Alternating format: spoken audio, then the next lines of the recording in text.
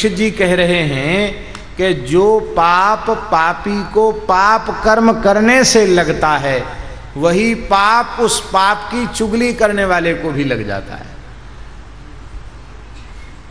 अब विचार करो, चुगली कितना बड़ा पाप है। पाप किया पाप करने वाले व्यक्ति ने, और हमने पाप नहीं किया, हमने कोई केवल उसके पाप का अपनी जिह्वा से वर्णन किया, इतने से ही उसके पाप में हमने हिस्सा बटा लिया।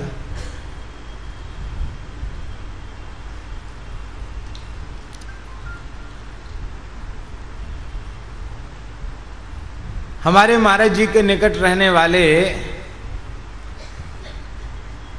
एक साधक ने कोई गलती की।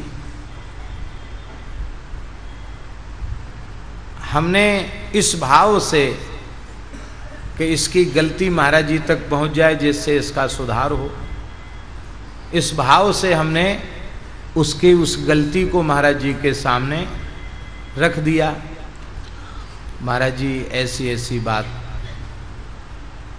महाराज जी का अभ्यास था, वो कभी जीवन में कभी किसी की निंदा अपनी वाणी से नहीं, पूरे जीवन में करने की बात सुनते ही नहीं थे। निंदा की निंदा भी, निंदा के जो योग्य है उसकी भी निंदा नहीं करनी, न सुननी, नियम था उनके, पूरे जीवन का व्रत था।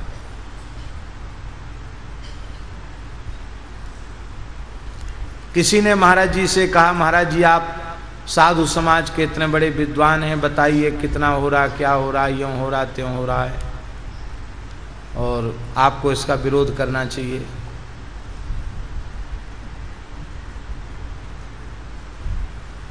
बहुत से संत महंत लोग आए। अब हम याद नहीं दिलाना चाहते आप लोगों को, किसी भारत के ही किसी धर्माचार्य ने, अन्य किसी संप्रदाय के धर्माचार्य ने कह दिया था कि हिंसा के पाप के कारण रामकृष्ण नरक में पड़े हैं। आपको याद होगा, बहुत बड़ा विरोध पूरे देश में उठ के खड़ा हुआ था। तो एक प्रतिनिधिमंडल हमारे महाराज जी के पास भी आया, बोले आप लेखक हैं, विद्वान हैं, आप इसका उत्तर लिखिए, चुनौती दीजिए उसको। महाराज जी हंसकर बोले, हमारा परमात्मा आराध्य उपास्य एक देशीय नहीं है, सर्वदेशीय है। नरक में है, इसमें हमें कोई इतराज नहीं है, स्वर्ग में भी है, नरक में भी है, सर्वत्र है हमारा परमात्मा। तो जब सर्वत्र है तो नरक में नहीं है क्या? तो हमारे रामकृष्ण हमारे आराध्य उपास्य नरक में हैं। जीव भयंकर पाप कर्म करके नरक जाता है तो भी अंतर्यामी रूप से भगवान उसके पास ही रहते हैं, उसके भीतर ही विराजमान रहते हैं। तो ऐसी स्थिति में हमें कोई इतराज नहीं है।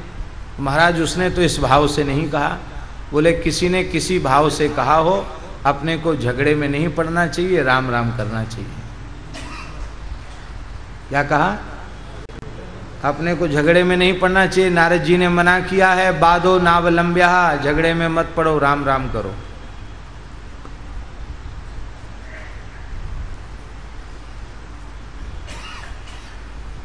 जिज्ञासु का समाधान संभव है, दुराग्रही का समाधान संभव नहीं है। तो मैंने महाराज जी को निवेदन कर दिया। तो महाराज जी बोले, पंडित जी ये चुगलखोरी की आदत अच्छी नहीं है, आपको पता नहीं है। यत अधर्म कृतस्थानम सूचकस्यापि तद भवेत। गलती किसी ने की, आपने अपनी जिह्वा से उस दोष का वर्णन किया, तो वह दोष पहले आपके मन में आया, फिर आपकी वाणी में आ गया, और जब मन और वाणी में आ जाएगा दोष, तो कभी न कभी क्रिया में भी आ जाएगा। इसलिए यह अभ्यास त्याग दो।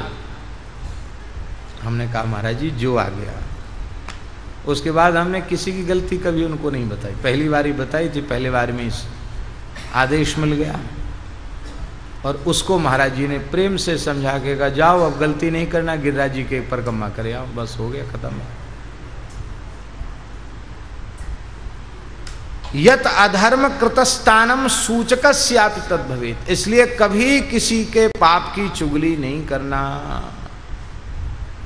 हाँ, एक बात और कह देते हैं, शिष्य अपराध करता है, और गुरुजी उसको जान रहे हैं कि अपराध कर रहा है, तो वे यदि उस शिष्य के दोष का वर्णन उसके सुधार के लिए करते हैं तो वो चुगली नहीं है, उसमें उन्हें दोष नहीं लगेगा।